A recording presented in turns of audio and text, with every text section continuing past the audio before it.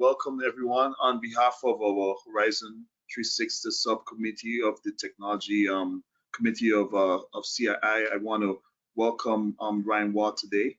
Our committee seeks to identify new cutting-edge technology-based solutions and innovative practices that can be implemented and that are cost-effective to our member companies of CII. We thought it was going to be fitting to kick off our set of webinars this year with a topic related to safety. Personally, since I've started my career in the construction industry, I've admired the passion and the commitment to our safety first culture that I've seen on job sites. Today, our topic focuses on the advancements on personal protection equipment using digital technology.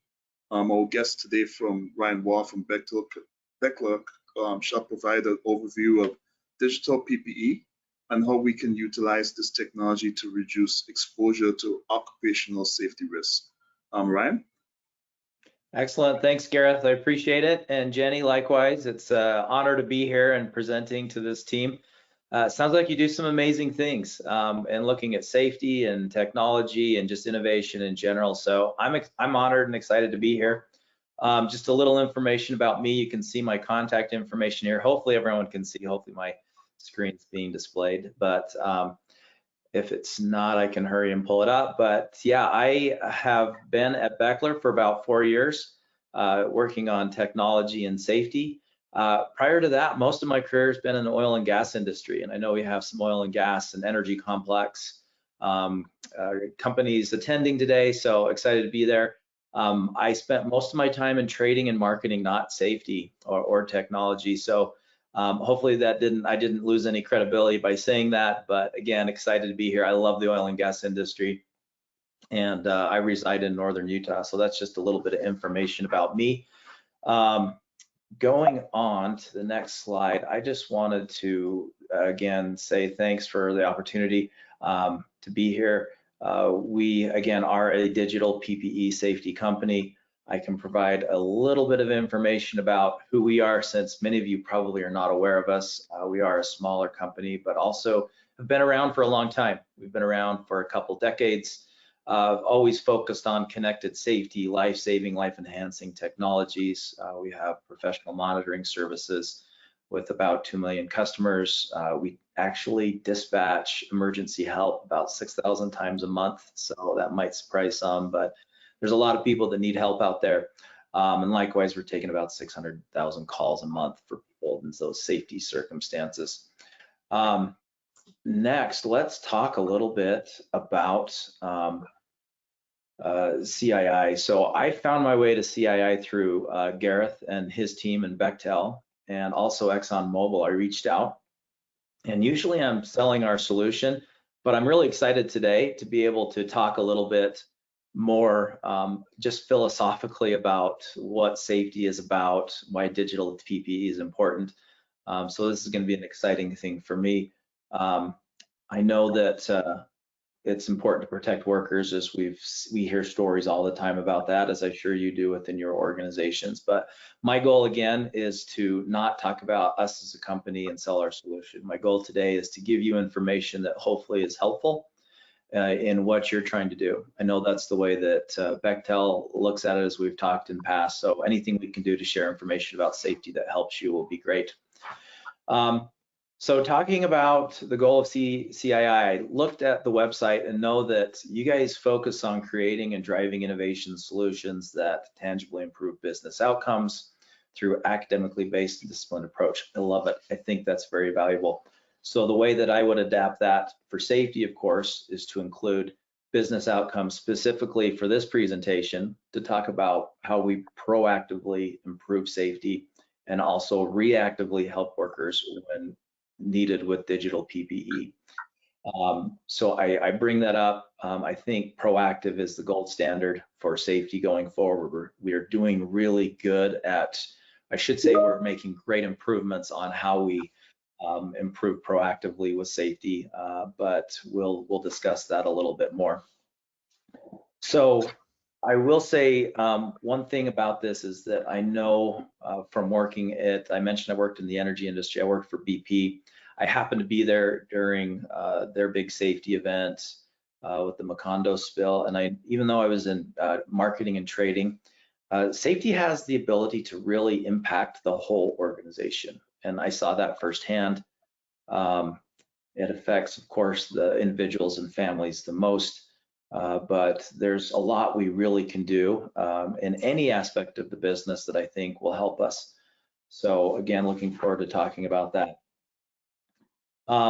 With mobile devices today, we really have the ability, we have the increased mobility that we're using for operations, we have better connectivity, and also, improved wearable devices. So again, I think we'll discuss some of that today and how that will help with digital PPE.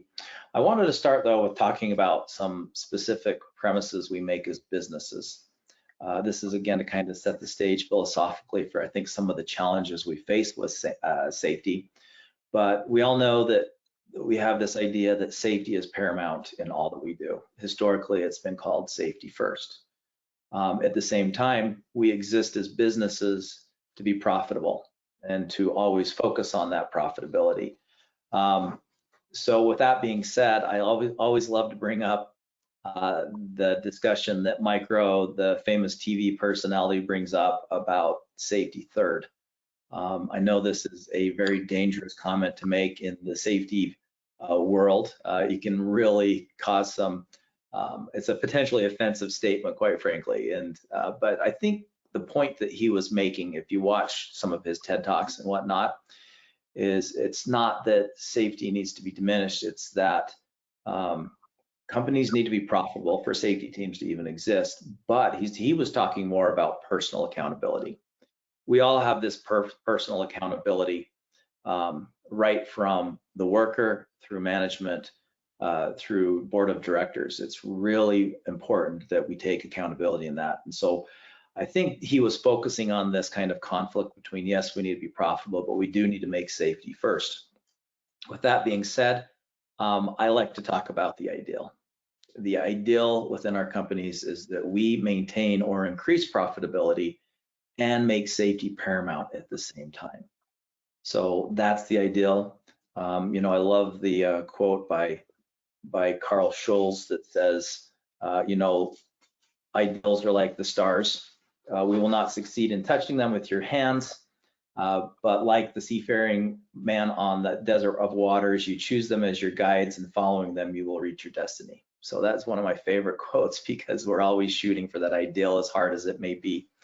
And I propose that our jobs as innovators and technologists, we can use our experiences, we can use our skills and these new technologies that are coming out to accomplish both.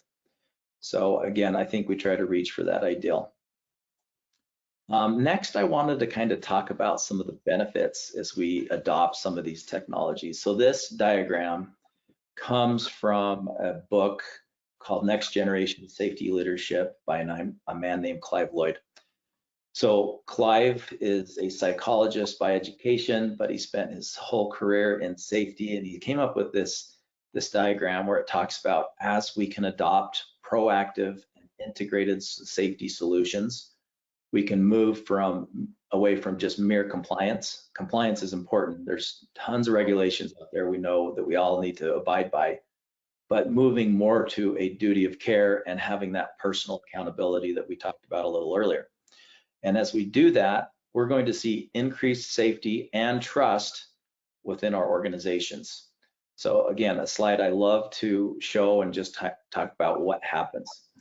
As we do this, you can see that I have this title from safety first to safety always. Safety first is certainly important, but with the technology and the stuff we have right now, we can definitely move to more of a safety always type approach.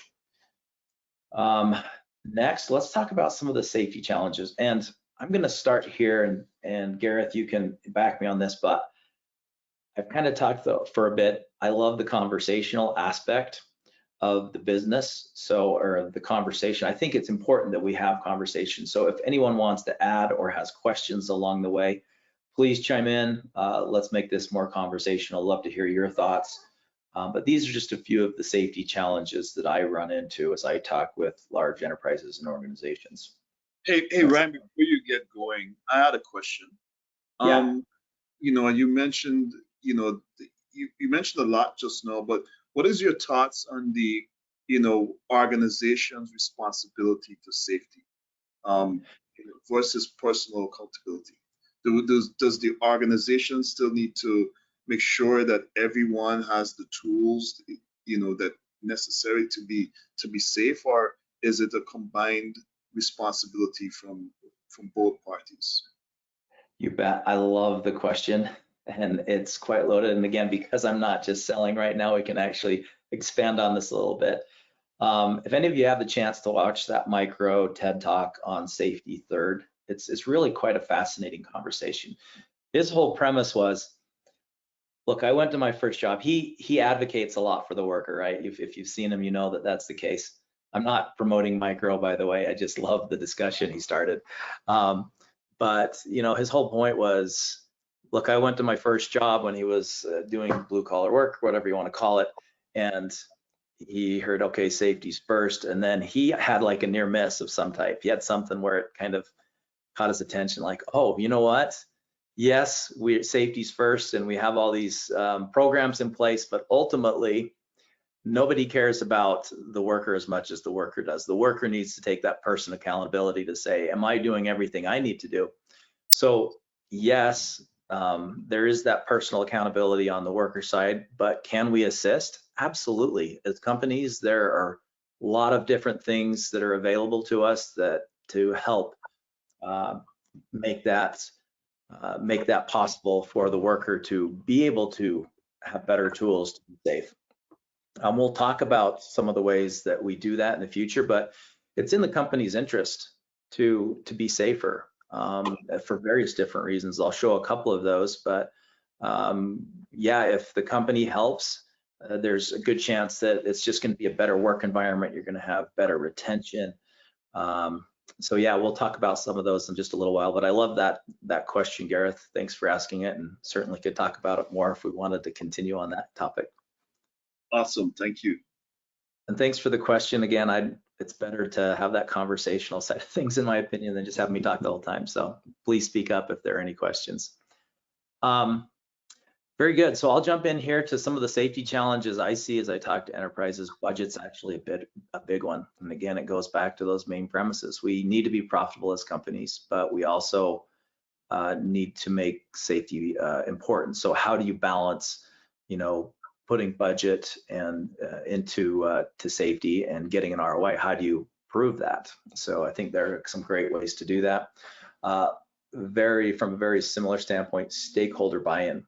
There's many times where I first approach someone in the innovation team or someone from the operations team and sometimes the safety team. And as I talk to them, all of a sudden there's this conversation about, oh, we need to get this department, you know, the security department, everyone else involved. And so I think that's one of the things that we need to think about safety from the start is let's have various different functions involved, everyone that needs to be involved to understand the reasoning behind why we have safety. So that's a big one. Aging workforce, some of you may see that regularly. That introduces various different types of challenges, one including mixed technology tolerances in the workforce. You know, some of our workers that have been in around for a long time may have different tolerances for technology. We also have the diminishing workforce, is what I'm calling it, or just the challenge in getting workers when you need them. So, you know, how do you find them? How do you retain them and make it comfortable for them to be safe and operate in a way that they're used to? Connectivity. We have integrated a satellite device just because connectivity gets very challenging in certain locations. Not to mention, even if you do have Wi-Fi or you know, private 5G, whatever the case may be, connectivity can be a challenge. And then privacy. We are a privacy first company, but privacy is a question that pops up all the time. I think people are getting more and more comfortable with technology and privacy, but that's a big topic. Love to hear anyone else's thoughts too, if there are additional items and challenges that we run into. All right, I am going to jump on to the next slide here. Oh yeah. A question from Arturo. Excellent.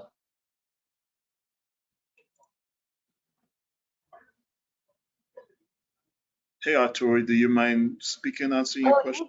he's not able to come Okay, off of mute, so I wonder if he could type it in the chat. okay, Thank all you. right. Yeah, when Arturo types it in, I'll relay the question. So you could Perfect. continue. Excellent, perfect. So Arturo, while you're typing that, I'm just going to talk about the good news, and this is where I think it's exciting. This is where I get excited. I had a conversation last week with an AI company and some of the capabilities that are coming out with that I get really excited. But again, as we mentioned before, the existing mobile devices are prevalent in just about all aspects of our work. We're using them for operations. Not to mention, we just carry them with us regardless of where we're working or not. Better connectivity. Connectivity is getting better and better. We've seen some of the carriers come out with discussions about no dead zone type discussions. That's exciting. With LoRa satellites, we're seeing a lot better connectivity that way. And then available wearables. There's all sorts of wearables being made available that I think get really interesting to help us with safety. So not only can we improve operations, but while we're using these devices for operations, we can also use them for safety at the same time and make it so it's not safety first, it's safety always, because we have those devices, those sensors that are working for us. All right, let me know if that question comes in. Okay, excellent. Yeah, I think Arturo was just kind of pointing out that organizational structure is probably something that's paramount as well, right? And so I think that's a good point as well, right? Yeah, absolutely. That's a great point, Arturo. And everybody's infrastructure is a little bit different. So I think that's a good conversation to have as a consortium to talk about what infrastructure helps promote those ideas. Okay, very good. So how does safety affect your organization? We always talk about the human factor first, I think. So I'm going to get personal here for a second. I actually attended Nat's funeral here within the last month or two. She was married to my mother's brother, and at a young age, he had an industrial accident and passed away. Upon his passing, the very next day, she gave birth to her 7th child at a very young age. Different times, different places, right? So that's kind of unheard of. But it was interesting to me to look around the room and see her family and how an industrial accident, a fatality in this case, affected generations. And so, there's always that human component, and that's first and foremost. Quality of life, likewise, if we can help someone from having a debilitating accident, then we change someone's life. So I think that's the first thing to think about. But there's also, again, we talked about the aging workforce. Retention with employees becomes really big, direct and indirect costs. I'll touch on that in just a second. And then a big one in the last couple of years has been heat stress, because we've had some serious heat waves. We've actually had heat stress protocols for a while, but it's something that's interesting. I'm sure you all have additional items you could add to this list, and love to talk about those. But with that being the case, let's touch on the financial aspect really quick. So the financial aspect that is shown in the National Safety Council's statistics, the last couple of years, they've shown that there have been over 4 million workplace injuries requiring medical attention per year. This is the US. And then the average cost per workplace injury is 42,000. Those are direct costs. And then 1.34 million for a workplace fatality. Indirect costs are estimated to be just as much or more. We'll touch on those in a second, but I recently had a discussion with a VP of safety for, they have an operation, they have some drilling operations, and they had an unfortunate fatality that was just an unfortunate decision by the worker. It wasn't the company's fault.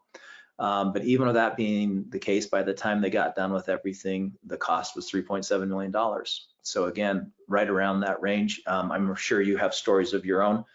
But it's not unheard of. So very unfortunate with the costs of safety. And so there's an ROI calculation we can do based on that. Talking with your safety teams, your accounting teams, you can kind of figure out where that ROI is going to be as you work on improving some of these things with digital PPE. Here's a list of some of those indirect costs. We won't spend too much time on those. But again, things that you're going to deal with aside from just the existing costs or direct costs. again, economics of safety, it makes a lot of sense. So if you can prevent one fatality, you're going to save a lot of money, and you really just need to have cost avoidance of about 7% in order to cover many of these digital PPE type solutions. Okay, any questions at this point? Yeah, I was just going to make a comment, Ryan. You know, I've kind of done a lot of these, or attempted to do a lot of ROI calculations for safety cases, and it really becomes difficult because every organization views this so, you know, differently, right? I guess, you know, from a perspective of what's technology's responsibility, is it to be preventative, to you know, more focus on preventing the occurrences of safety risk, or is it more like, you know, you're just trying to give more awareness of safety risk? What responsibility does the technology have? Is it awareness or is it being preventative? I think it can be both. So from technology standpoint, we have, again, this amazing capability now with all the data that we're collecting to try to evaluate, you know, where the issues are, and that is awareness. I'll give an example. So with the sensors we have in devices now, we can actually know when someone's had a fall, and we can look at it and say, okay, this person had a fall potentially. Where did it happen? And what time of day did it happen? And so if we look at that, and then all of a sudden we start to see a pattern of, oh, look, it's not the first time it's happened. There's been multiple falls at this specific location. Well, let's go walk over there. You can go and say, oh, look, it's a loading dock. There's a set of stairs. There's no handrail. So people come here and they'll take a little jump and jump off, and that's what's triggering the falls. And so in that case, you're gathering that data, and you can say, oh, well, we need to add a handrail, or we need to have a discussion with the team about, hey, we need to have 3 points of contact, let's put a handrail in. And then you create that awareness that goes along with the capability of collecting data and figuring out what additional things we can do. So it goes hand in hand.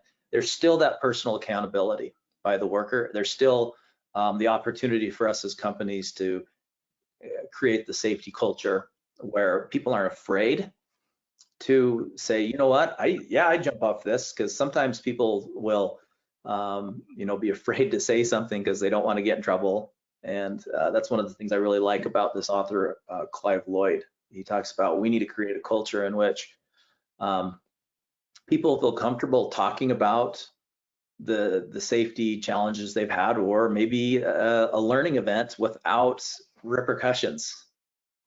So there's really some interesting things there. I'm probably answering the question in a roundabout way, but hopefully it spurred some thought about what roles technology plays and what roles, you know, we have as far we have to think about from awareness. Yeah, I love that response. I do believe in that. That's really the answer, is that you use technology to build the safety culture, to improve the safety culture. The struggle that we always have is, how do you measure, you know, your safety culture, right? Without just counting instances, because like I said, you know, every organization is different. Some, you know, organizations, there is more inherent, you know, risk of safety incidents, and some there's not that much, right? But I think in all, if you can improve your overall safety culture and awareness of potential safety issues, I think that's the avenue you should be taking, and that's where you want to inject technology to, you know, improve that safety culture. Yeah, I think so too. There's you know, a big opportunity to create situational awareness as we have this digital PPE.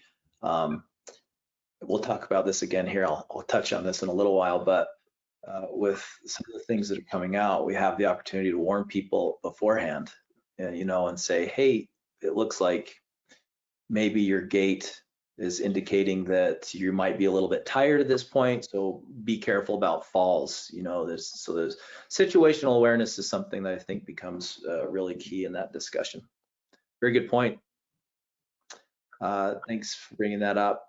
Hopefully, again, that was interesting. But so what is digital PPE? Many of you probably already aware of this, but you know, we're carrying around devices already that already have lots of different sensors in them. So if we're using it for operational purposes and we're carrying these things around, why not use those devices to help? So here you can see a couple different things that can assist. Again, we have Apple Watch, we have iPhone, knowing that policies sometimes don't allow for devices to be used in every location, or we need to have hazardous location devices. Understand that that's the case, but again, what's the risk reward there? I think that's a question. A lot of the policies we have on no jewelry may be 40, 50 years old. Is there an opportunity to evaluate those policies and say, what's the risk and reward? A lot of these devices now are tools. They have the sensors, they help us for operations, they help us be aware of dangerous situations. But digital PPE is essentially having devices, mobile devices, wearables that we can use. They're end-to-end solutions that start with the workers, flow through to integrated dashboards that then feed to management and continue to move up for that thing. You're probably all aware of that, so I apologize if I'm telling stuff that you already know. I think solution ecosystems become very valuable too. There's a lot of really interesting solutions. Here's a handful of solution partners we work with. We're encouraged with some of the larger groups we work with. We work really closely with Apple. They love it when they see partners working together. So we may focus on, digital PPE, but there are companies out there that you're already using that work really well with mapping and field work. Or indoor positioning. That's one that's getting really exciting here. Many of you are probably already using that, but you can integrate these solutions to work together. So the solution ecosystem is important. You need to have partners that work together. That's my personal opinion. Sometimes partners are a little reluctant to work with others for obvious reasons, but I think the more we can kind of work together, the more important it becomes. All right. Let's talk about some of the existing digital PPE solutions that are available right now. This is just a list. Again, we focus on the proactive because we like the ideal, trying to prevent the incident. And then we also focus on reactive because as much as we love the ideal, we live in the imperfect world. Things happen, and when they do, it's important that we can react as quick as possible. This is emphasized in this slide here where we talk about the golden hour. National Institute of Health says a shorter time to definitive care is positively associated with patient survival and functional outcome, especially in subgroups of major trauma and torsion injury. This is something we know personally from decades of helping people. The quicker you find someone and the better the outcome is going to be, which then again helps that person to have a better personal outcome and financial outcome for the company. Let's go back though and talk about some of the potential future items of digital PPE. This is stuff that I love. You probably do too, as you think about, you probably have thoughts about some things that would be really nice to have with some of the technology we have going. I think we're going to see some of these things in the next 5 years or so. With that though, I want to pause. Any more questions coming through, Gareth, or points we need to bring up? Oh, not so far, but I think you're going to get into a set of topics here that I'm pretty sure would, solicit some thoughts from the audience. Okay, excellent. So proactive, the potential of safety proactively going forward. So we've always historically had this check-in system. Someone's heading into a dangerous task or a dangerous location. Existing right now, we can say, okay, I'm going to set my check-in timer for 15 minutes. I'm going into this location. Here's where I am. This is what I'm doing. If I don't come out in that 15 minutes, something's not right. We're going to send an alert and tell someone to go check on them and make sure that they're okay. Give them a call, whatever the case may be. But there's this idea behind activity-based check-ins. We're using the devices already to do work. So, we go to a job site, we're scanning a particular piece of equipment and saying, okay, I just did the maintenance on it. Shouldn't that be a check-in? We know the person's working as soon as they're logging that information. We can see they're active on their phone. Why not use that as a check-in? Just to say this person's working. And then, if maybe on an interval we say, okay, we haven't seen this person do anything for a little while, maybe we need to check in on them. So that's a thought. There are privacy concerns there, but I think there's ways to address that in an appropriate way. Integrated operations and safety, again, just using the operational devices we are already using for safety and using those sensors, I think is something that you're going to continue to see more and more work on. Real-time external factor warnings, that's kind of a wordy sentence or title there, but I think what we're talking about is, look, we already get some weather, instantaneous weather things. I use the Lightning app. Yesterday when I was flying out of airport, there all of a sudden there was a lightning storm, and my Lightning app lights up and says, hey, there's lightning everywhere. That's an example, but that's just one example. It doesn't have to be just weather. We can be aware of news events that may be impacting us in a specific region. Personalized heat risk. This is one that's been fun to work with some of you on the call already. Heat risk is really big. We see story after story. You've seen it in the news the last couple of years with the heat waves we've been having, but everybody reacts to heat risk just a little bit differently. One of the conversations I was having this last week, and with the capabilities of AI has, we can actually personalize someone's heat risk. You know, did this person go out for drinks last night that's affecting their heat risk the next day? Have they stayed hydrated? What's their personal internal temperature, you know, and what's their tolerance? This person may burn hotter than another person, and so it's okay. So we need to kind of figure out a lot of those things, and I think in the next 5 years you're going to see the capabilities to do that right at an individual level. So that gets really interesting. Likewise with personal fall risk, again, we can kind of look at those things. So this is the point which I would probably expect a privacy question, or there's someone's mind's turning. It's glaring as it's all destroyed out there, Ryan. You know, a lot of these use cases that you presented here, obviously there's a lot of personal data that's required to enable some of these solutions. And you mentioned the big one, which is, you know, having to check in after you complete certain activities as well.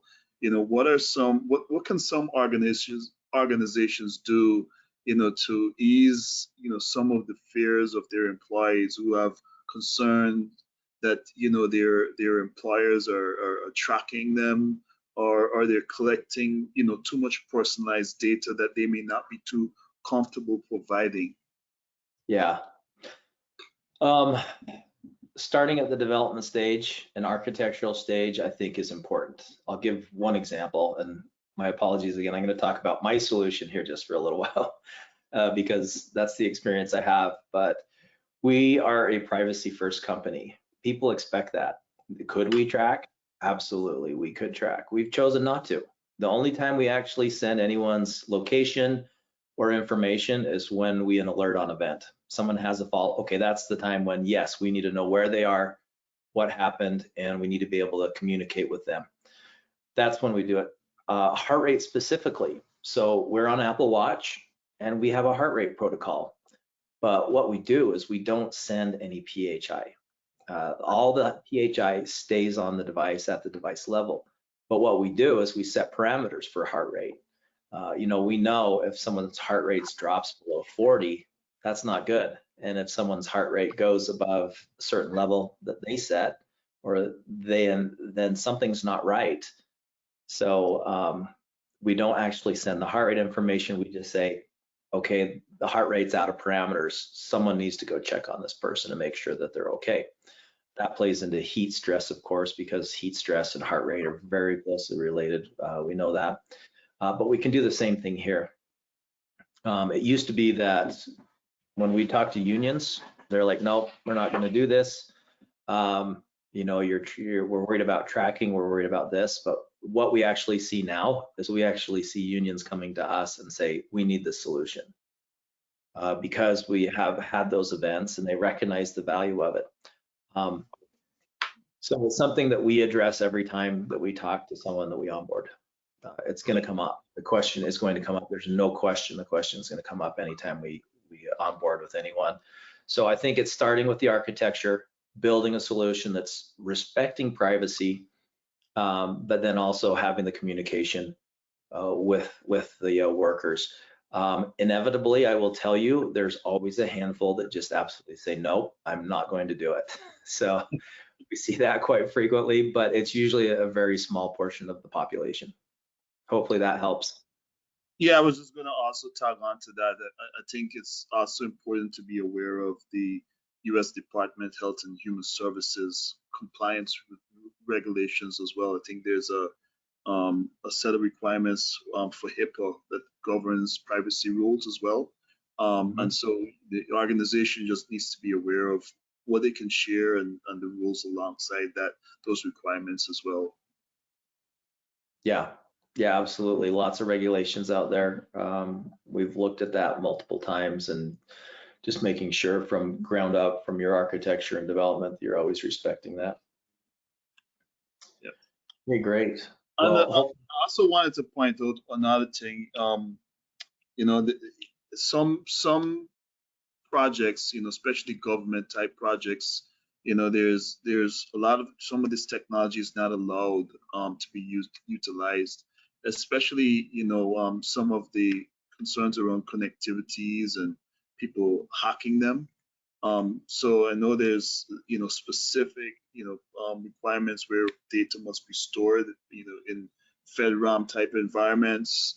So, you know, there are, especially for government type projects, there are certain restrictions where technology like this may be limited as well. yeah, I know specifically with government work, you know, you have to have blue listed devices, meaning it's been approved for communication, and all considerations that have to be made. So that's another great point. On the reactive side, again, I think there's some fun things. For the sake of time, we won't delve into those too much, but one that I've really watched and thought was fun recently is I've been talking with a drone company that, you know, if you have someone working remotely, then we can trigger an event. The drone pops out of its shell and flies out to verify if the person's okay. Now, hopefully you're still getting on the phone. You know, our solution specifically connects people directly when an event occurs, sends out multiple levels of communication, but I think the drone response is interesting.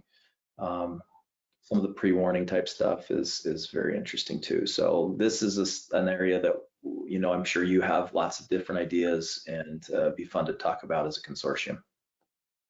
One of the things that's getting a lot of visibility now, Ryan, is mental health. You know, I don't see any of those types of use cases here, you know, but what are some, you know, ways that we could use technology to help people with, you know, if they have, you know, mental health related crisis events and stuff like that? That's a good point. The numbers are astounding, by the way. If you look at, again, more like NSD type statistics, it talks about mental health injuries and whatnot in the workplace. It's unbelievable. The more time I spend looking at the stats from some of these organizations, it's really alarming.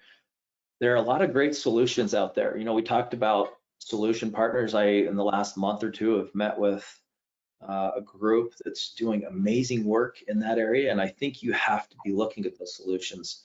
I won't mention any names. I can, you know, maybe talk offline if someone wants to reach out to me, but there are people that are paying attention to it. It's going to become a key part of that, of the discussion for workforce health. Again, just in the last year is when we started to look at some of those statistics a little bit more, because it's a very significant portion of the population. So yeah, I don't have a lot of detail on that right now, but again, can talk about some of the conversations we've had in the past too, if someone's interested. Very valid point. We talked about that. This is how some of you know, our solution looks. I won't spend any time on that. Emergency response becomes key. Everybody's has their separate escalation plans. Customization within communication, I think, is key. Redundancy is key, especially on the reactive side. So you have to kind of build that into your solution, and there are a lot of great ways to do that right now. I won't spend too much more time on that, But in the end, just wanted to say thank you for the opportunity and love to open it up for Q&A. I know there are quite a few people on the call, and I'm sure you've had plenty of thoughts, past or present, and love to discuss those more. Thanks again for the time and the opportunity to kind of talk through that. Yep, guys, feel free to drop questions in the chat or in the questions area, and Jenny and I will help to facilitate responses.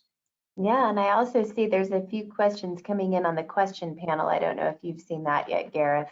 Yeah, I've been monitoring them and pushing them. Mostly comments, not so much questions, but yeah. Yeah.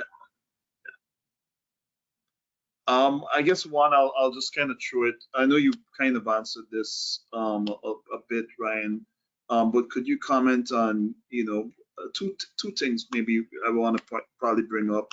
A lot of the solutions that we have when it comes to being digitally enabled really depends on, the connectivities that you have at site, right? And I know you brought this up as a big point, of a big point of using satellite type connectivity.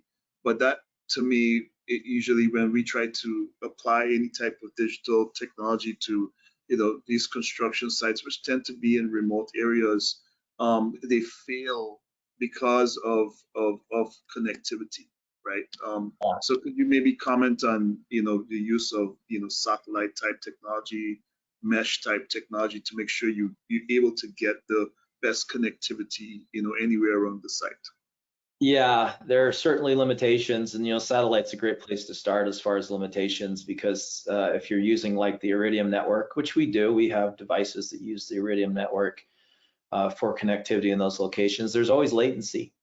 So if someone sets off an SOS on a satellite device, it takes some time to get up to the satellite and get back, all depending on what your connectivity is.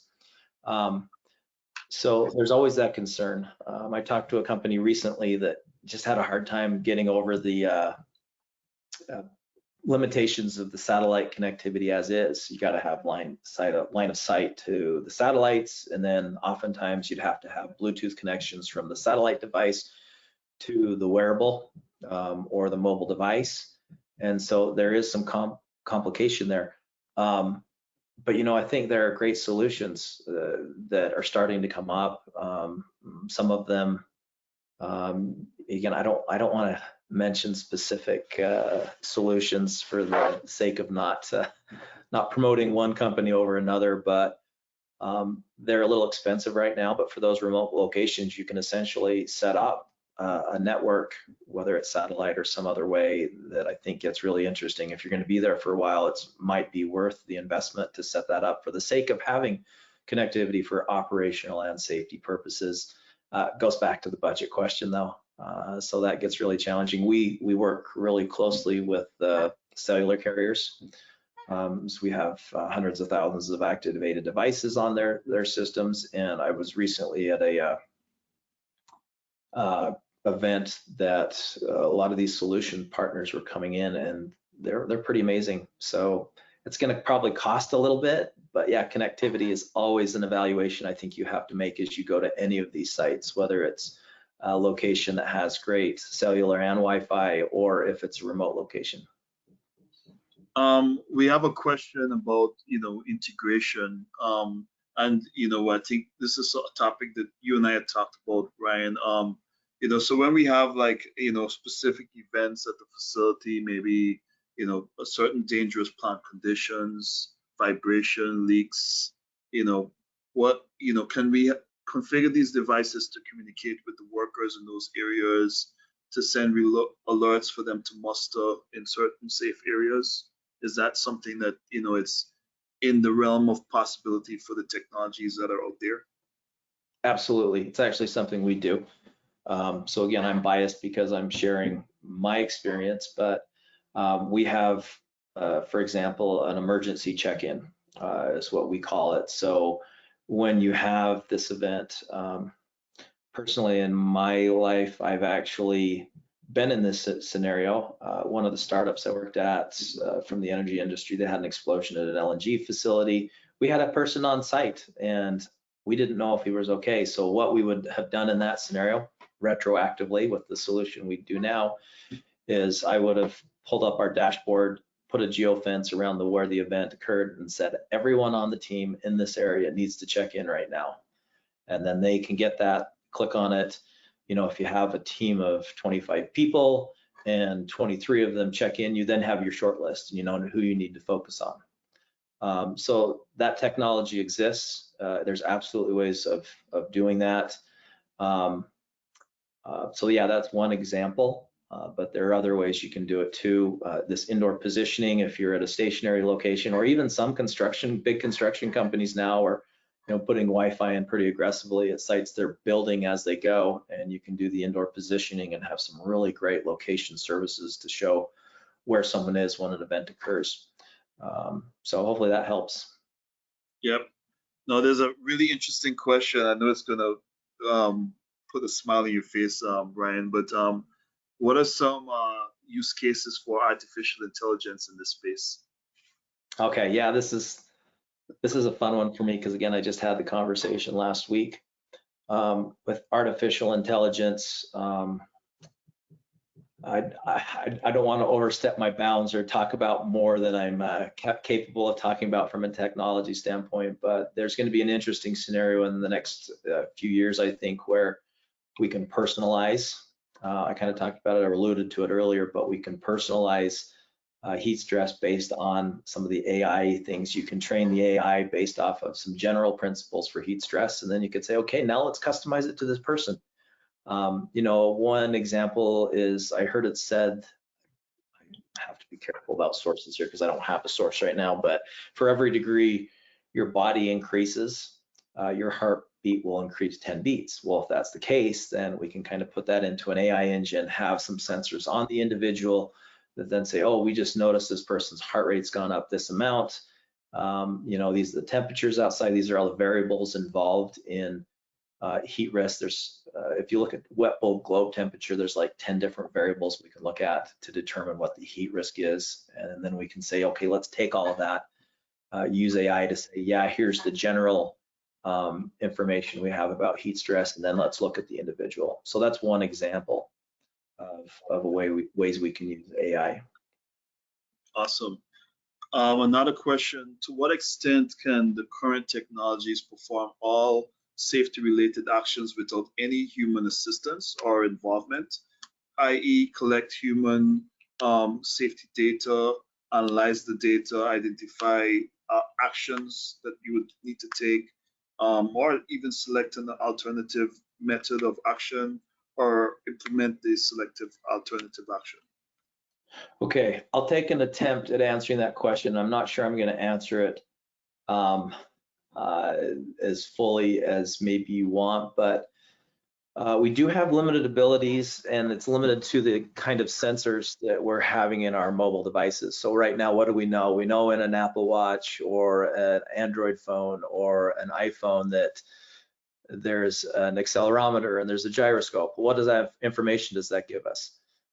That gives us the information about motion. Did someone stop moving when they're supposed to be moving? Was there a fall? We've built algorithms around industrial falls, so we know what that looks like. But we don't have maybe other sensors, and sometimes they're sensors, but we don't have access to them. Like there are temperature sensors in some devices, but again, the device provider hasn't given access to some of those, and so how do you get additional sensors to respond that way? There's a lot of information you need to know. Well, based on the limited information we have, we can also do things like, and I should have talked about this earlier in one of the other questions, but we can actually say, hey, someone looks like they have this event, and we look at all the workers in proximity, let them know and say, hey, you can go help your worker, and this worker is 30 feet this direction. So you can walk over that way and find them. So there are limitations based on what kind of sensors we have. I don't know if that's answering the question or not. I think you did the best you can with that one, Ryan. Here's a good one, right? And I know you get this a ton for your offerings, but especially in areas or construction sites where there may be hazardous or gases that can probably be flammable. How important is it for the devices to be intrinsically safe? And what are some ways that we can check for if a device is intrinsically safe? Yeah, for where and when to use those, I turn that back to the regulators. You know, class 1 div 1, class 1 div 2, whatever the case may be. You know, we don't dictate that, but they certainly have their place. You saw one of our partners listed there as OtterBox. I think they've done some really interesting things. We coordinate with them on those types of scenarios. I think also in the future, what you're going to see is the cost of wearables going down potentially. So we know intrinsically safe has historically been very expensive in most cases, which is why we get some reluctance for people to use some devices in that way. I just shouldn't say reluctance. You know, again, it goes back to its safety. It matters, and people are going to put money into it. But I think you are going to see the cost of intrinsically safe devices potentially go down to some degree, and to where it's a little bit more affordable, and maybe it becomes more standard. Like, just generally speaking, people want a ruggedized device that's going to be protected. So hopefully that answers some questions. So happy to take that one offline. Yeah, that's a good one. Well, I don't see any more questions, Ryan. So I'm gonna, just kind of close us out by saying, thank you again for your time. I thought this conversation was really good. The information you provided, I think, was well received by the audience as well. If anybody wants to tag up with Ryan, I think he's provided his contact details on the screen here. If you want to tag up with me, please look me up in LinkedIn. Just add me and send me a message. I love to tag up with anyone on the call, shoot ideas. But again, thank you again, Ryan. This was invaluable to our community here, and I appreciate the folks that joined.